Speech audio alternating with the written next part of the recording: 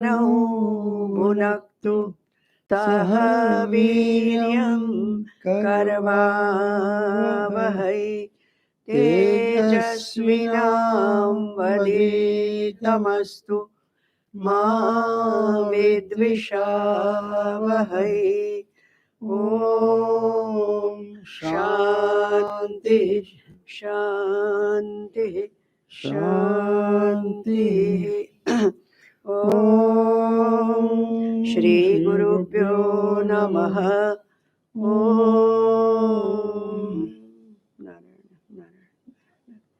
ब्रह्मश्री माला श्लोक 41।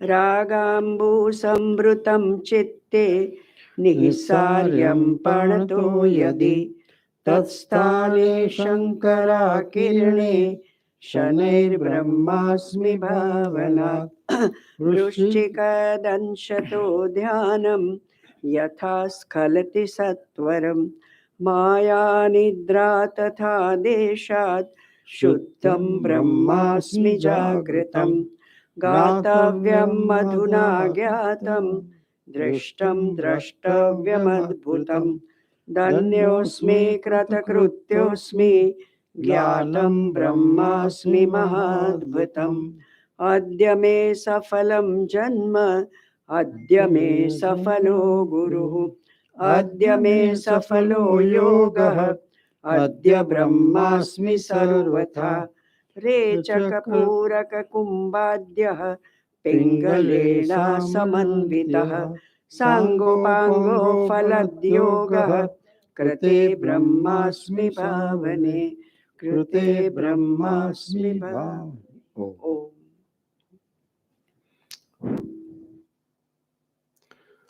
ॐ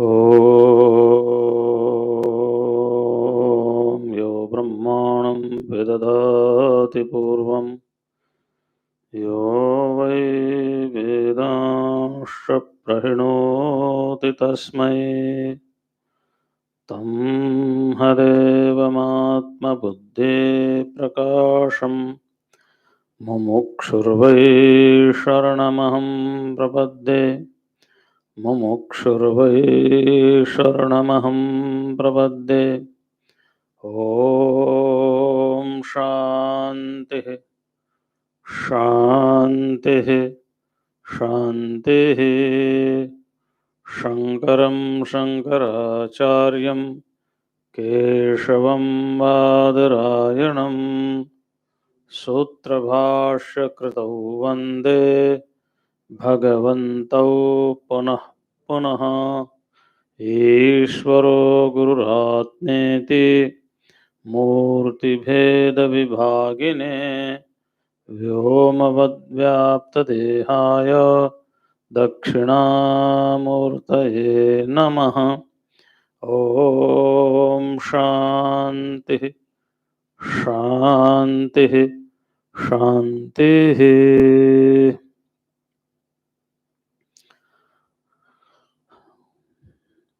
प्रातर्वंद्य पूज्यपाद ब्रह्मलीन स्वामी श्री प्रेमपुर जी महाराज के श्री चरणों में प्रणाम। कल साधक को जीवन में क्या क्या धारण करना चाहिए उसकी हम चर्चा कर रहे थे।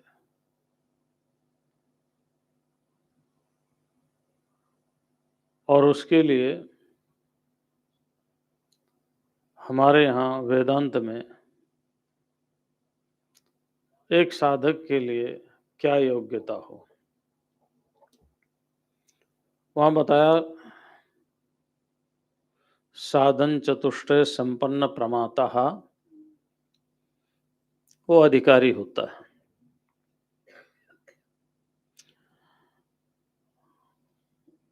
ये एक स्थिति है, लेकिन साधन चतुष्टय संपन्न होने के लिए सबसे पहले हमें अपने मन को तैयार करना पड़ता है। संसार में होने वाले जो झंझावात हैं उनसे अनुभव लेकर के और जीवन की यात्रा को प्रारंभ करना पड़ता है। भगवान ने बहुत प्यारी बात कही। एक भक्त के लक्षण दिए, वो एक योगी के लक्षण हैं। एक भक्त को कैसा होना चाहिए? उन्होंने कहा, अनपेक्ष शुचिर्दक्ष उदासीनो गतव्यथः सर्वारंभ परित्यागी यो मद्भक्तः स मे प्रिय। ये सारे लक्षण एक ज्ञानी के हैं। एक कैसे एक साधक को एक रहना चाहिए। सबसे पहले एक बहुत सुंदर बात कही, अनपेक्षः। न अपेक्षा, अनपेक्षा, अपेक्षा से रहित। अपेक्षा हमें कहाँ होती है? देह को लेकर के अपेक्षा होती है कि सर्दी ना लगे, गर्मी ना लगे, चलो कहीं से कुछ मिल जाए। इंद्रियों को लेकर के अपेक्षा रहती है, मन को लेकर के अपेक्षा रहती है, विषयों को लेकर के अपेक्षा रहती है। धन किस लिए चाहिए? मकान किस लिए चाहिए? संसार की समस्त वस्तु किस लिए चाहिए? देह रक्षा के लिए, शरीर की रक्षा के लिए सारी की सारी वस्तु चाहिए। और एक साधक के मन में पक्का बैठ जाना चाहिए कि पहले प्रारब्ध है, बाद में शरीर मिलता है। शरीर तो हमें बाद में मिलता है, पहले हमारा प्रारब्ध होता है। और जो प्रारब्ध में होगा उसको कोई ले नहीं सकता, कोई छीन नहीं सकता। और जो प्रारब्ध में नहीं है उसको कोई दे नहीं सकता। आपने कथा सुनी होगी, यहाँ तो बहुत बार वो कथाएं सुनाई जा चुकी होंगी। एक साल में शायद कई बार सुनाई जा चुकी होंगी, क्योंकि यहाँ तो 3 घंटा तो प्रतिदिन सत्संग होता ही है। प्रतिदिन 1 घंटा सुबह प्रवचन, 1 घंटा स्वाध्याय, 1 घंटा गीता चिंतन माला। और अलग अगर 3 घंटा को भी लगाया जाए तो 1000-1200 प्रवचन एक साल में आराम से हो जाते हैं। तो कथाएं तो सुनी होगी कि एक बार कोई व्यक्ति था, बहुत दरिद्र था, गरीब था। महादेव और पार्वती जा रहे थे। एक करुणा के सारे किस्से महादेव पार्वती के मिलेंगे आपको, क्योंकि उनसे ज्यादा करुणावान और कोई है नहीं। बाकी तो किसी ने धनुष उठा रखा है, किसी ने चक्र उठा रखा है, किसी ने गदा उठा रखी है। वही है, कहीं भी चलते, जंगल हो, वन हो, कहीं भी आनंद से विचरण करते हैं ना। तो कह रहे तो हंसने की बात है, भगवान का स्वरूप सबका एक ही होता है ना, हंसने की बात है। तो जा रहे थे, माँ पार्वती ने देखे बहुत दरिद्र है, खाने को नहीं, पेट सूख रहा है, झुर्रियां पड़ रही है जवानी में, कपड़े पहनने को नहीं, पैरों में जूती चप्पल कुछ नहीं, कांटे चुभ रहे हैं। दया आ गई, माँ है, दया आ गई। दया आए तो उन्होंने कहा, देखो इसको कुछ दे दो भाई। उन्होंने कहा, इसके भाग में कुछ नहीं है, रहने दे। मैंने कुछ तो दो, अब इसके पास से हम जा रहे हैं, ये बेचारा गरीब रहे तो अच्छी बात नहीं है। तो उन्होंने कहा, पार्वती तो जिद मत कर, इसके भाग में कुछ है ही नहीं, ये ऐसा ही रहना है। बोला नहीं, जिद कर ली, इसको कुछ दो। अच्छा, बोले इसके सामने मैं सोने चांदी हीरे जवाहरात की बरसात कर देता हूँ।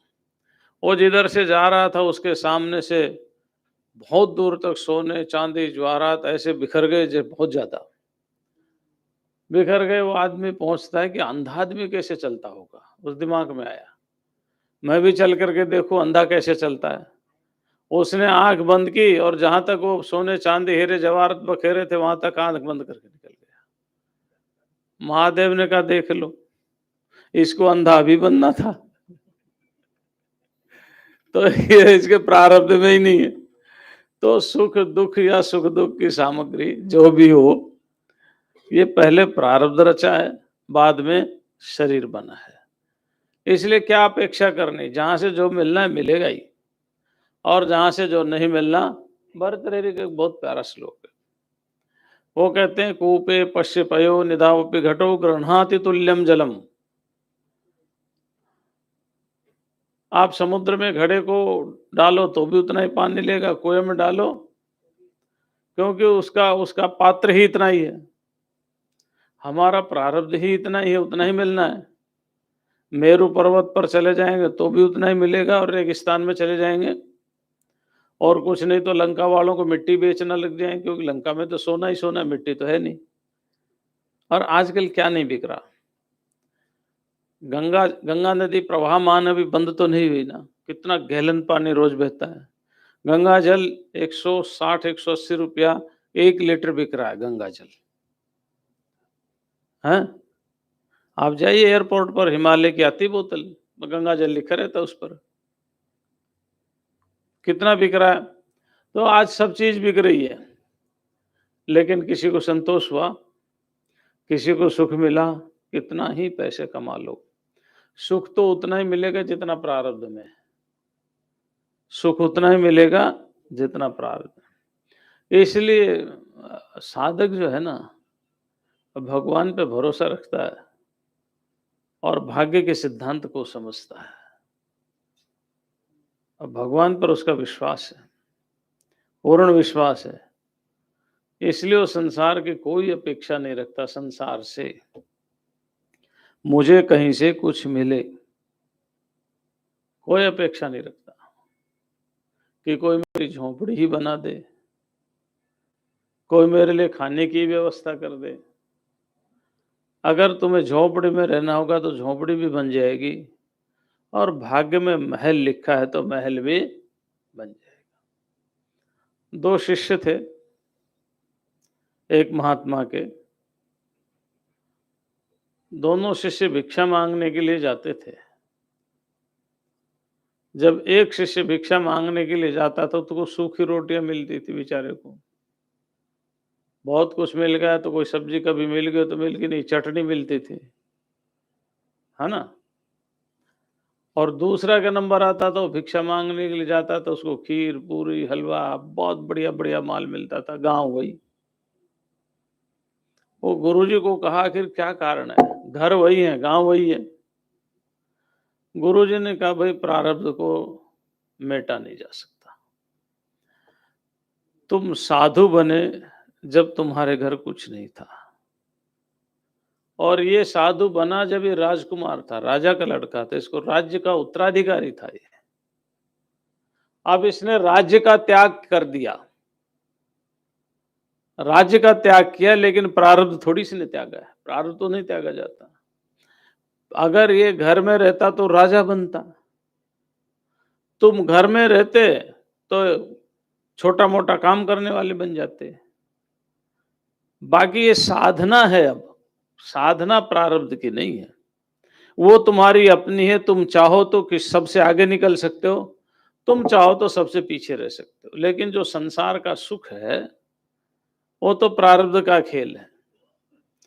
इसलिए मालूम है जो प्रारब्ध में वही लिखा जाएगा वही होगा। हमारे भर्तृहरि ने बहुत प्यारी बात लिखी, शशि दिवाकरयोर गृह बंधनम।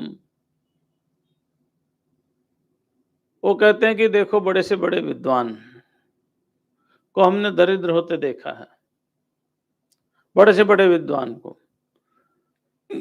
सूर्य और चंद्र को भी हमने मुसीबत में पड़ते देखा है। सूर्य और चंद्रमा को भी ग्रहण होता है ना, उसको भी मुसीबत में पड़ते देखा है। हाँ, तो कहते हैं मति मताम च विलोक दरिद्रताम विधि रहो बलवान इति में मति। और बहुत बुद्धिमानों को दरिद्र देखा। शशि दिवाकरयोर ग्रह पीडनम गज भुजंग मयोर अभिबंधनम मति मताम विलोक दरिद्रताम विधि रहो बलवान इति में मति। सूर्य और चंद्रमा को भी पीड़ित होते देखा है, सिंह जैसे और हाथी जैसे पशुओं को भी बंधन में देखा है। गज भुजंग मयोर अभिबंधनम, भयंकर जो विषधर सर्प है उसको भी लोग तमाशा करते हैं लेकर के। अब तो बंद हो गया, पहले तो सपेरा यही काम करते थे। पहले रीछ को पकड़ करके लाते थे, भालू को पकड़ कर लाते थे। हमने गांव में खूब देखा रीछ नाचते हुए नचाते हुए। सर्प वाले तब भी हमारे पास कई बार आ जाते हैं आश्रम में, बोले सर्प का वो दिखाएं, बीन बजाए, बजाओ भाई, दिखाओ, निकालो सर्प। 4-4 पिटारी में से सर्प निकालते हैं। तो इनका बंधन ही तो है, ये क्या है? सिंहों को पालते हैं आजकल, तो और परंपरा चल पड़ी शेरों को पालने की। तो इनका बंधन ही तो ये क्या? गज भुजंग मयूर बंधनम मतिमताम च विलोक्य दरिद्रताम। बड़े से बड़े बुद्धिमान को दरिद्र होते देखा है। क्यों? विधि रहो बलवान इति में मति। मुझे तो ऐसा लगता है कि जैसे जो भाग्य है वो बलवान है, लेकिन भाग्य संसार के पदार्थों में बलवान है, पुरुषार्थ में बलवान नहीं है। अगर आप कर्म करना चाहेंगे तो भाग्य बदल सकता है। भाग्य बदल सकता है अगर आप पुरुषार्थ करना चाहेंगे तो। इसलिए साधना में पुरुषार्थ है, और इसलिए योगी किसी की अपेक्षा, हाँ, राजा रूठे अपने नगरी रखे। ठीक है ना, आई मौज फकीर की, दिया झोपड़ा फूंक, तेरी राजधानी से दूसरी राजधानी में चले जाएंगे। यहाँ तो साधन भजन करने हैं, साधन भजन करना है यहाँ। तो अनपेक्ष सबसे पहला, अपेक्षा नहीं, किसी से भी अपेक्षा नहीं। अगर अपेक्षा नहीं होगी तो द्वेष भाव नहीं आएगा। ठीक है ना? जो साधु महात्मा, हम अपनी बात करेंगे, आपके करेंगे तो नाराज हो जाओगे। जो साधु महात्मा कथा करते हैं, प्रवचन करते हैं, उनको जो जो कुछ भी ऊपर चढ़ाया जाता है, दक्षिणा मिलती है, अगर जो कि तो पोट बांध करके चले जाते हैं, उनको दुख नहीं होता कि किसने कितना दिया। वो सदा आनंद में रहते हैं। और जो वहीं काउंटिंग करने लग जाते हैं, थोड़ा मन में रहता है, इतना बड़ा पैसे वाला और इतना ही दिया। समझ गए ना? तो मस्त रहने का उपाय, जो मिल गया उसमें मस्त रहो ना। जो मिल जाए, मिलना वही है जो तुम्हें मिलना है, दूसरा कुछ मिलना है नहीं। इसलिए अनपेक्ष, अपेक्षा के भाव से रहित। और शुचिर्दक्ष, शुचि ही पवित्रता। पवित्रता दो प्रकार की है, एक आंतरिक शुद्धि और एक बाह्य शुद्धि। जहां हम घर रहे वहां साफ सुथरा रहना चाहिए। साफ सुथरा, ऐसा नहीं ऊपर से तो बहुत बढ़िया प्रेस करके शर्ट पहन ली, नीचे की बनियान सड़ रही है, वो साफ ही नहीं, कई दिन तो धुली ही नहीं। हाँ, ऐसा नहीं। बाहर तो इत्र लगा करके निकल आए, घर की सफाई नहीं। अच्छा, जहां बैठक है, बैठते हैं, वो तो साफ सुथरा है, टॉयलेट बाथरूम में जाओ तो बदबू आती है, वो नहीं। पवित्रता माने बाहर की पवित्रता। हमारा कमरा शुद्ध हो, हमारी किचन शुद्ध हो, हमारा टॉयलेट शुद्ध हो, हमारी एक एक चीज व्यवस्थित हो, हमारा शरीर शुद्ध हो, स्नान वगैरह करके बढ़िया पवित्र। क्योंकि महाराज मनु ने लिखा है, अदभिर गात्राणि शुद्धंती। जल से शरीर शुद्ध होता है, सत्य बोलने से मन शुद्ध होता है, तप करने से अंतःकरण शुद्ध होता है।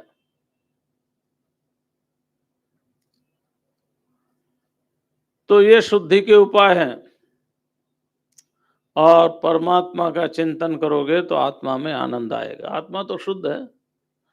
तो ये शुद्धि के उपाय हैं। अगर हमें अपना अंतःकरण शुद्ध करना है तो तप करना चाहिए। तप करना चाहिए, यानी आप बैठ करके भगवान का ध्यान करें, भगवान के लिए जो भी कष्ट आता है उसको सहन करें। अगर शरीर शुद्धि है तो स्नान करना जरूरी है। अद्भिर गात्राणि शुद्ध्यति शुद्ध्यंति मनः सत्येन शुद्ध्यति विद्या तपोभ्याम भूतात्मा। इसलिए तप के द्वारा अंतःकरण की शुद्धि होती है। आंतरिक शुद्धि तप से होती है, आंतरिक शुद्धि विद्या से होती है, स्वाध्याय से होती है, चिंतन से होती है, मनन से होती है। बाहर की शुद्धि जल से होती है, आजकल के न्यू टेक्नोलॉजी में फिनाइल से होती है, पानी के साथ डाल दो तो है। हाँ, हाँ, इनसे शुद्धि होती है। अच्छा, एक बात है, मतलब यूट्यूब वाले जो सुन रहे हैं वो नाराज ना हो। हम जब कभी यात्रा करते हैं और कोई मतलब परफ्यूम और ये सेंट लगा के आते हैं ना, ऐसी दुर्गंध आती है हमें, भयंकर दुर्गंध आती है। नाक बंद करना पड़ता है, उनको उसमें सुगंध आती है, हमें उसमें दुर्गंध आती है। क्यों? ओरिजिनल सुगंध तो है नहीं। अब डुप्लीकेट परफ्यूम से, डुप्लीकेट सेंट से काम चलाना पड़ता है। तो अगर जीवन शुद्ध होगा तो आप भले ही 5 साल पुराने कपड़े पहन लो, नहा धो करके बढ़िया प्रेस करके बढ़िया कपड़े पहनो, कोई क्रीम पाउडर न लगाओ, आपको दुर्गंध शरीर में रहेगी ही नहीं। दुर्गंध तो दुर्विचारों की, दुर्गंध तो दुर्व्यसनों की है, दुर्गंध तो आहार की अशुद्धि की है। इतनी दुर्गंध आती है हमें, कई बार तो हमें जुकाम हो जाता है।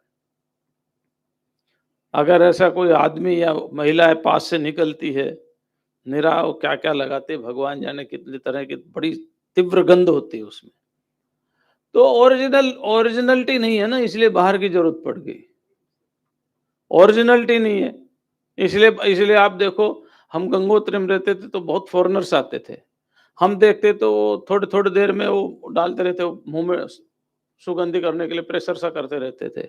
वो क्या कहते हैं उसको, माउथ प्रेस, जो भी कहते हैं, है ना?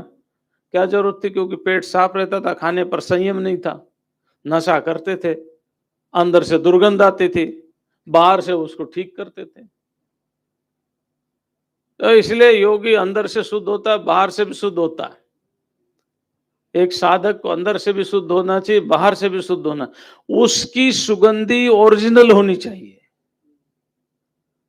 जब हमारा शरीर पृथ्वी तत्व से बना है, तो पृथ्वी का लक्षण क्या है?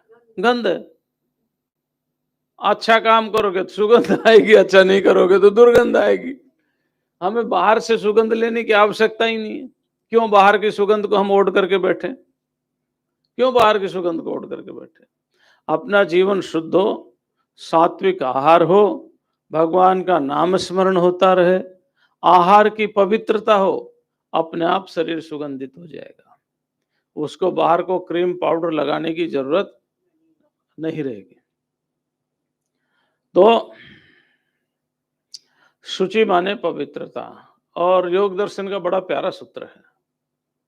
वहां लिखा, शौच के लिए शौचात स्वांग जुगुप्सा परैर संसर्गः। अगर पवित्र रहोगे तो अपने ही शरीर से वैराग्य शुरू हो जाएगा, अपने ही शरीर से। अगर पवित्र रहना शुरू करोगे तो सिजनोफ्रेशिया नहीं होगा, समझ गए ना? साइकोसोमेटिक डिजीज नहीं होगी। शरीर से वैराग्य अलग बात है।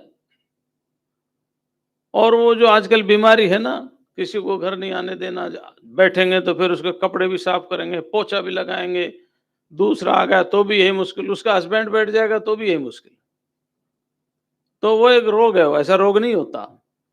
उसको अपने ही देह से वैराग्य हो जाता है, अगर पवित्रता जीवन में हो।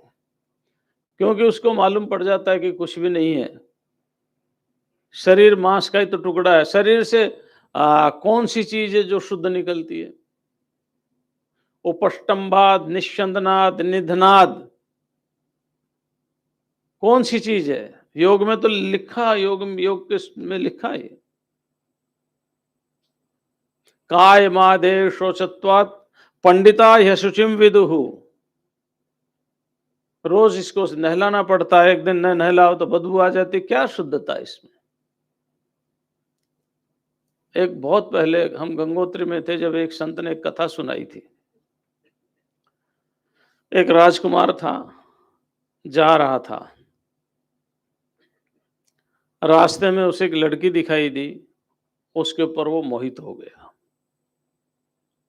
आकर के पिताजी को कहा कि मुझे तो उसी लड़की से शादी करनी है।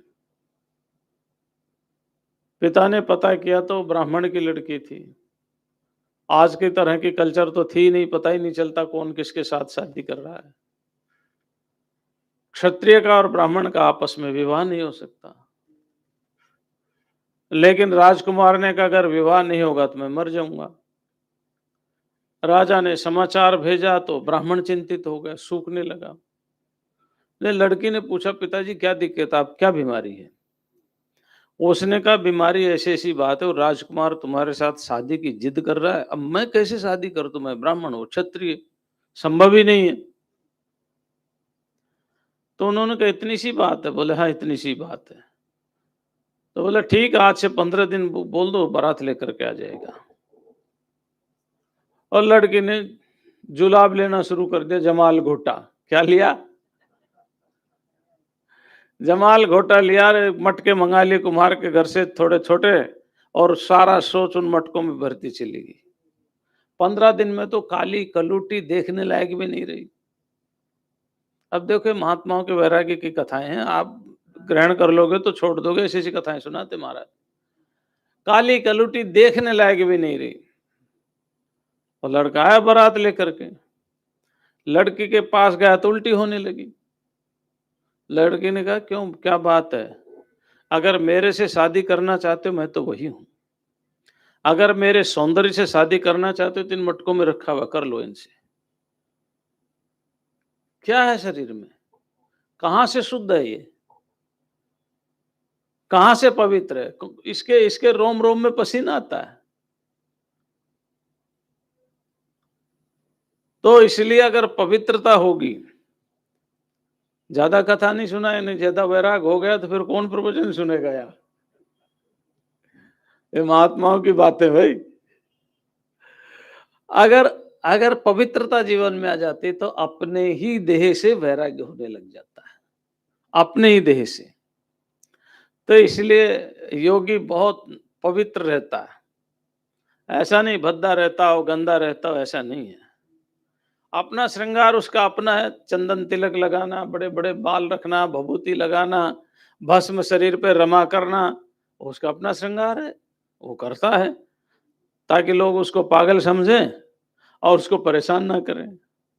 जंगली समझेंगे ना, मैं कौन जाएगा? अरे उस राख तो लपेट रखी शरीर में, कौन जाएगा उसके पास? अच्छा है दुनिया दूर रहे, उसने भी अपना श्रृंगार तैयार कर रखा अपने ढंग का, देह का। हाँ, अच्छा दूसरी बात क्या है,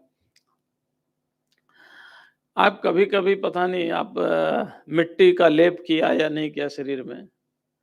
आप मिट्टी का लेप करने के बाद शरीर इतना चिकना हो जाता है, बहुत बढ़िया हो जाता है शरीर, है ना? हम तो कभी कभी भस्म लगाते थे ना, भस्मांग राग होते थे पूरे शरीर में। तो जब भस्मांग राग होते थे और उसके बाद जब स्नान करते तो ऐसा लगता था जैसे शरीर बहुत मुलायम हो गया हो। एक बात, दूसरी बात, सर्दियों में कपड़े पहनने की झंझट खत्म, भस्म लगाओगे रोम बंद हो जाएंगे, सर्दी लगेगी नहीं। कई लाभ हैं उसके योगियों के।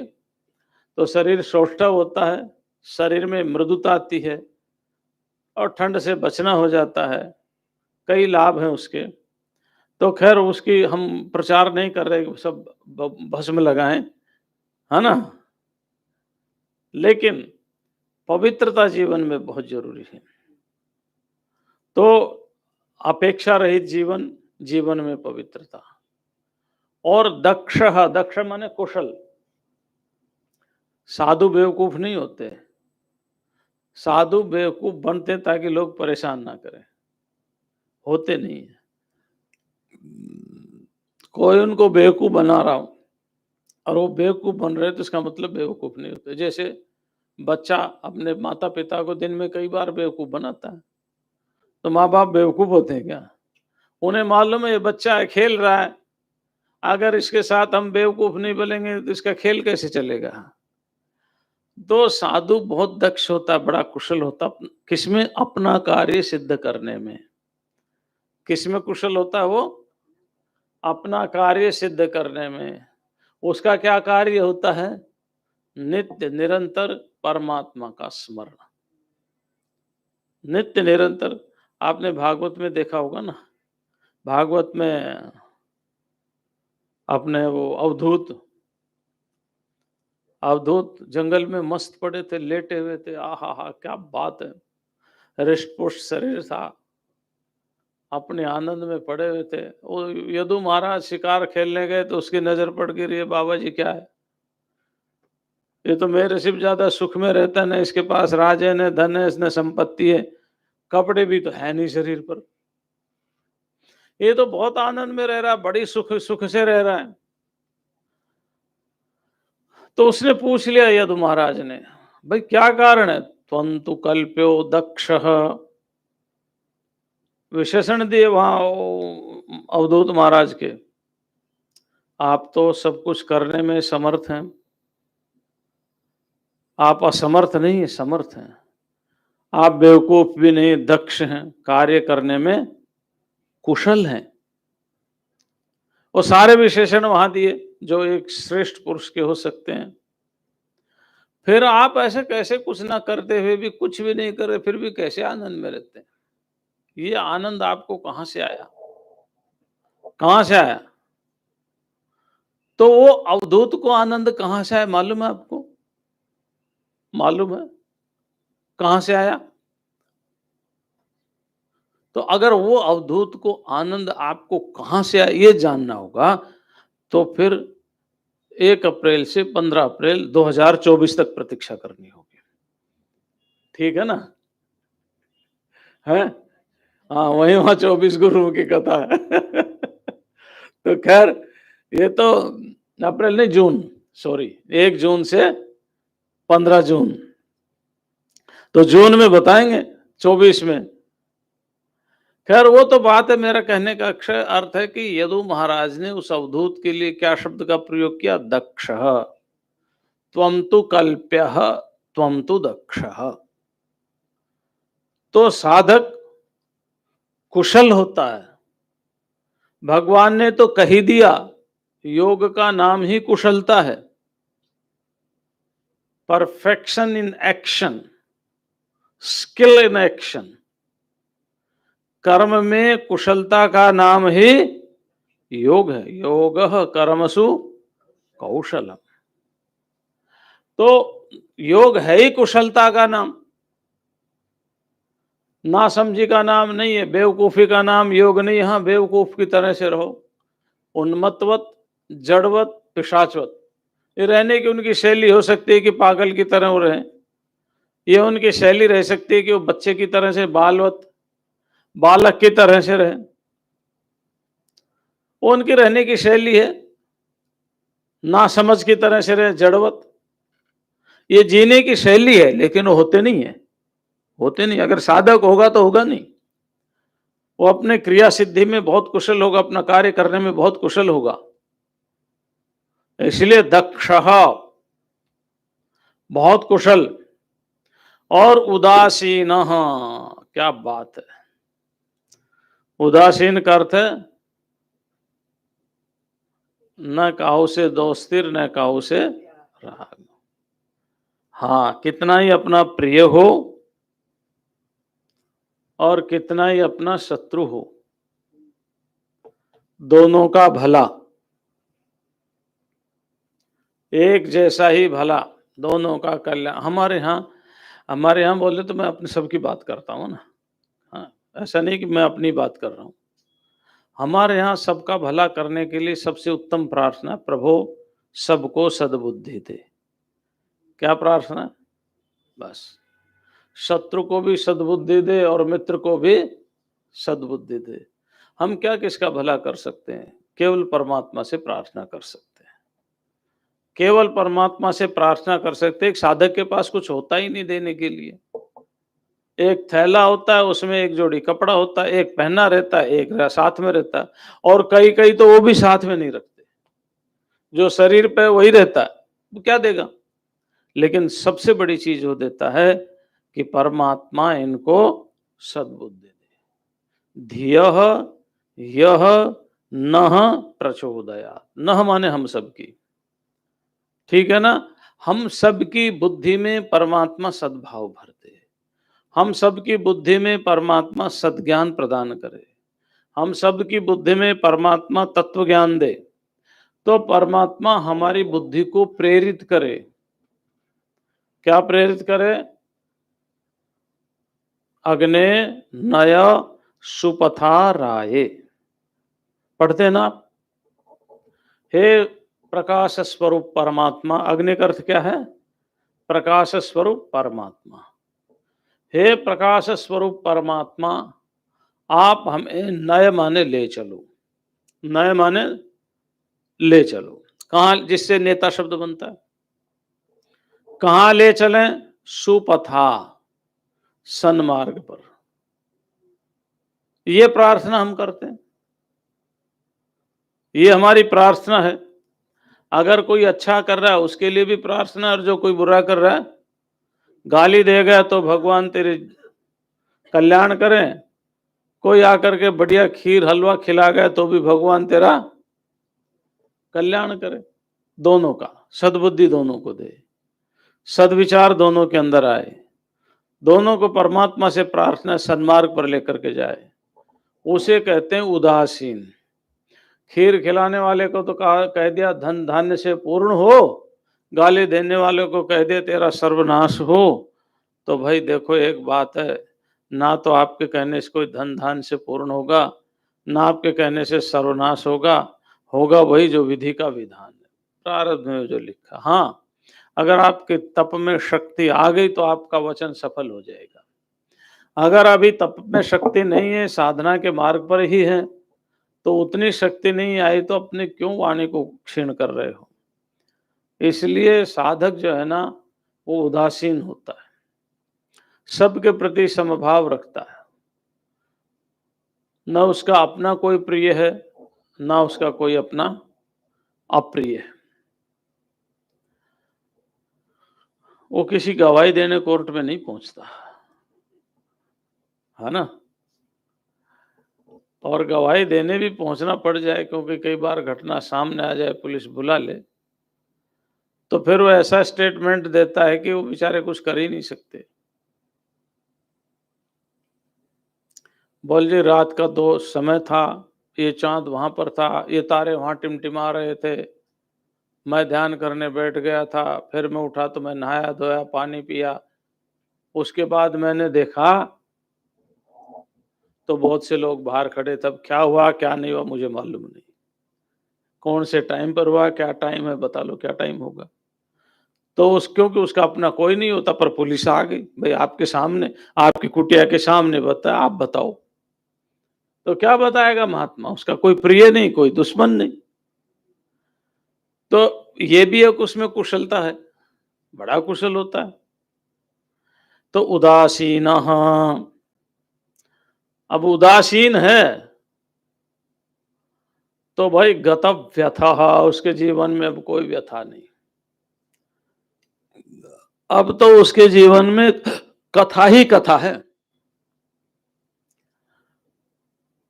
जो भगवान की कथा है तो कथा है, नहीं तो जीवन व्यथा है।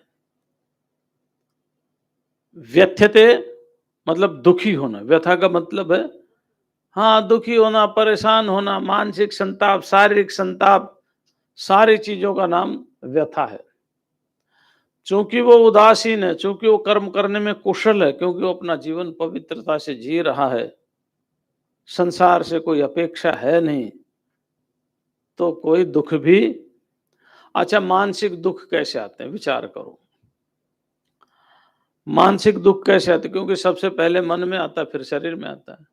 और आजकल तो 90% बीमारियां मानसिक बीमारियां, है ना। साइकोसोमेटिक डिजीजेस ज्यादा है, चाहे वो माइग्रेन हो, चाहे वो हाइपरटेंशन हो, हिपोटेंशन हो, चाहे वो अल्सरेशन हो, चाहे कुछ भी हो, आजकल जितना भी बीमारियां सारी की सारी मन से आती हैं। 90% बीमारियां मन से। मानसिक बीमारी क्यों होती है? क्योंकि कहीं न कहीं हमारा किसी से राग होता है, किसी से द्वेष होता है, उसी के अनुसार हमारे कर्म होते हैं। रागात्मक वृत्ति वाला जो परेशान होता है वो मन को दुख देता है, द्वेषात्मक वृत्ति वाला परेशान होता है तो ईर्ष्या से मन वहां भी खराब होता है, सुखी वहां भी नहीं रहता। कहने को कहते हैं कि अच्छा हुआ, एक ही घटना एक व्यक्ति के लिए सुख देती है, एक व्यक्ति के लिए दुख देती है, घटना वही है। मान लो कोई इलेक्शन में खड़ा हुआ, एमएलए के इलेक्शन में, और वो हार गया, तो जो वो है उनको दुख होगा और उनके प्रतिपक्ष वालों को या वो जीत गया तो उनको सुख होगा, और उनके द्वेषी हैं जो उनको, तो एक ही घटना सुख का कारण भी होती है और एक ही घटना दुख का कारण भी होती है।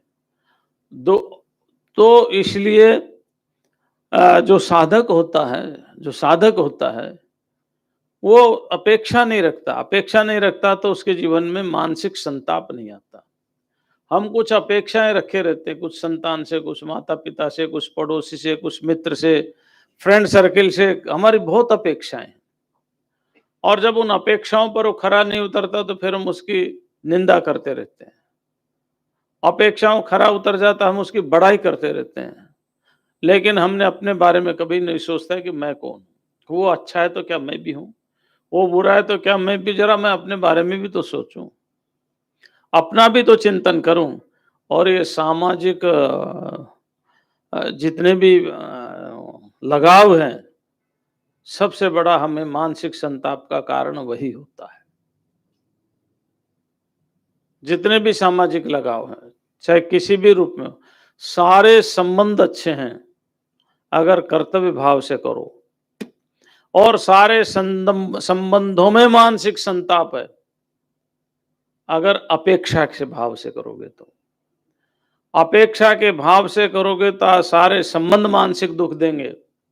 कर्तव्य भाव से करोगे तो ना वो सुख देंगे ना वो दुख देंगे।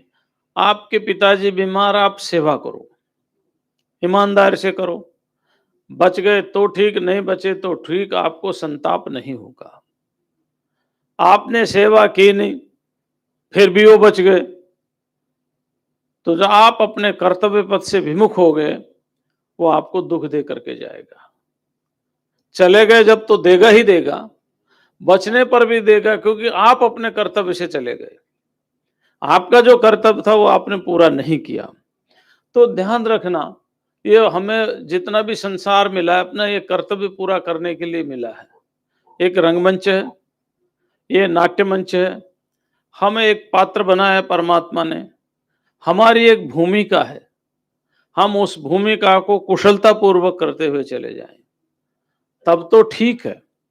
लेकिन हम आशाओं से, अपेक्षाओं से,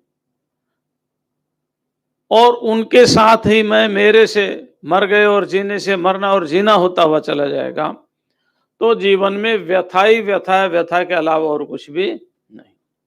तो ये बात एक साधक की हो रही, भाई ध्यान रखना, साधक के जीवन में कोई व्यथा नहीं होती। अगर दुखी है तो फिर बाबा जी क्यों बना भाई? दुखी पाना था, रोना धोना ही था, तो बाबा जी बना ही क्यों? अरे हंसने के लिए, मस्ती के लिए तो महात्मा बना जाता है।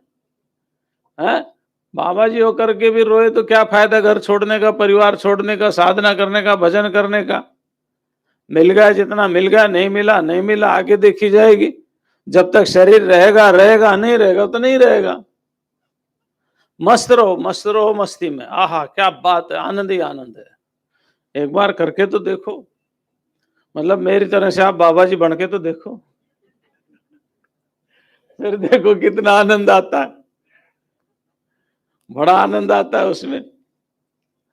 तो इसलिए साधक है, साधना कर रहा है, तो उसमें परमात्मा की कुछ झलक तो आनी चाहिए ना। और परमात्मा में तो व्यथा है नहीं, तू क्यों दुखी पा रहा है? अरे तेरे ऊपर परमात्मा है, तेरा रक्षक परमात्मा है, वो अपने आप तेरे को संभालेगा। क्यों चिंता कर रहा है, क्यों परवाह कर रहा है? इसलिए गतव्यथः और सर्वारंभ परित्यागी। वाह! आरंभ कहते हैं कर्मों को करने का, है ना? ये देखो आरंभ है, प्र लगा दिया तो प्रारंभ हो गया, और उसी से प्रारब्ध हो गया, ठीक है ना?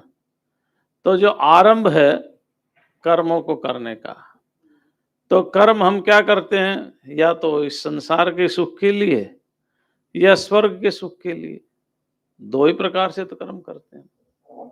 या तो हमें संसार का सुख चाहिए या हमें स्वर्ग का सुख चाहिए, और दोनों जब करते हैं तो दोनों का फल भी चाहिए, और फल भी हमें अनुकूल चाहिए। कौन सा चाहिए? अनुकूल चाहिए। अनुकूल मिलेगा तो भी जन्म मरण का बंधन छूटने वाला नहीं, प्रतिकूल मिलेगा तो भी छूटने वाला है नहीं, सुख दुख तब भी आएंगे। भाई एक आदमी को जेल हुई, जेल, तो उसको लोहे की जंजीर से नहीं ले जाकर के सोने की जंजीर से ले गए, तो क्या वो बंधा हुआ नहीं है? बस एक ईगो ईगो अराइज कर गए कि देखो सोने की जंजीर है। अरे सोने की हो, चांदी की हो, लोहे की है तो बंधन ही ना, बाहर तो निकल नहीं सकता। तो स्वर्ग का सुख हो मानो सोने की जंजीर है, संसार का सुख मानो लोहे की जंजीर है, दोनों ही तो बंधन के कारण हैं, बंधता ही तो है ना आदमी। इसलिए वो ऐसा कर्म करता है जिससे इस संसार, यह लोक और परलोक के सुखों के प्रति कोई आशा नहीं रहती। तो सर्वारंभ परित्यागी का अर्थ हुआ सर्व संकल्प सन्यासी, ठीक है ना? भगवान ने कहा कर्म नहीं करना चाहिए, नहीं, ऐसा नहीं कहा। वो जो कहते हैं ना भगवान ने कहा कर्म मत करो, कहीं नहीं लिखा। भगवान ने क्या कहा है? अगर आप कर्म छोड़ना चाहते हो तो गलत कर रहे हो। क्यों? तयोस्तु कर्म संन्यासात कर्म योगो विशिष्यते। कर्म त्याग से अच्छा है कि तुम कर्म योग करो। अगर आप बंधन से नहीं बंधना चाहते तो कर्म तो करो, कर्म योग करो। हाँ, कर्म योग करो। अब कर्मयोग बुद्धिपूर्वक होता है, समझदारी पूर्वक होता है। क्यों? कर्मयोगी करने वाला जानता है कि हम कुछ नहीं कर रहे, प्रकृते है क्रियमाणानि गुण ही कर्माणि सर्वशः अहंकार विमूढ़ात्मा कर्ता अहम इति मन्यते। ये तीन गुण है, सत्व गुण है, रजोगुण है, तमोगुण है। इन तीनों गुणों का ही आपस में खेल चल रहा है, कभी कोई कम होता है, कभी कोई ज्यादा होता है। तो गति रजोगुण में है, प्रवृत्ति रजोगुण में है, तो प्रकृति है क्रियमाणानि गुण कर्माणि सर्वशः गुणा गुणेषु वर्तन्ते इति मत्वा न सज्जते। अरे गुणों का गुणों में व्यवहार हो रहा है, गुणों का गुणों में व्यवहार हो रहा है। प्रकृति के गुण हैं, मेरा इससे कोई लेना देना नहीं है, मैं अलग हूं, ये अलग है। अरे मैं चेतन हूं, ये जड़ है, मेरे इससे क्या संबंध है? इनके विकार से मेरा विकार नहीं होता, इनके परिमाण से मेरा परिमाण नहीं होता, इसके परिणाम से मेरा परिणाम नहीं होता। तो ये जितना भी व्यवहार हो रहा है प्रकृति का हो रहा है, प्रकृति में हो रहा है, प्रकृति के द्वारा हो रहा है। पर चूंकि प्रकृति अपने आप कुछ नहीं कर सकती, मेरी उपस्थिति में हो रहा है, तो अपने वहां केवल उपस्थिति ही समझो। अगर उस उपस्थिति के रहते उसमें लिपायमान हो गए तो बंधन है, और अगर देखते रहे, देखते रहो, बस जो हो रहा है उसको देखते रहो, फिर बंधन नहीं होगा, फिर नहीं होगा। लेकिन प्रकृति में रहते हुए ही ये जो जीव अनेक प्रकार के सुख दुख भोगता, अनेक प्रकार के। पुरुषः प्रकृतिस्थो ही भुंक्ते प्रकृतिजान गुणान कारणम गुण संगोस्य सद योनि जन्मसु। पुरुष, पुरुष माने स्त्री पुरुष से नहीं है, आत्मा से है, जीवात्मा से है। पुरुष यहाँ किस अर्थ में है? हाँ, जीवात्मा का। पूरी कहते हैं शरीर को, पूरी में जो शयन करता है उसका अर्थ हो गया पुरुष, और पूरी कहते हैं अंतरिक्ष को, जो अंतरिक्ष में विद्यमान है, शयन कर रहे हैं, उसे कहते हैं ईश्वर। ठीक है ना? सर्वव्यापक। तो ये देह रूपी पुरी में, है ना, देह तो एक पुरी है ना, नगर है एक बहुत बड़ा। कितना बड़ा नगर है महाराज, इसी इसी देखने को छोटा है, पर इतना बड़ा नगर है कि कितने ही जन्म की यात्रा इससे होती है, हैं? तो देह रूपी पुरी में रहने वाले को पुरुष कहा है। तो वह जो पुरुष है वह प्रकृति में रहते हुए, यानी प्रकृति के धर्मों को अपना धर्म मानते हुए, प्रकृति के गुणों को अपना गुण मानते हुए, प्रकृति के विकारों को अपना विकार मानते हुए अनेक प्रकार के कर्म करता, शुभाशुभ और प्रकृति स्थान गुणान भुंगते। भोग भी क्या किसका कर रहा है? प्रकृति के गुणों का। अच्छा देखो, आपको सुख मिलता नहीं मिलता? सुख कहां से आता है? सत्वात संजायते सुखम। कहां से मिला सुख? प्रकृति का गुण है सत्व गुण, उससे सुख मिलता है। रजो रागात्मकम विद्धि, है ना?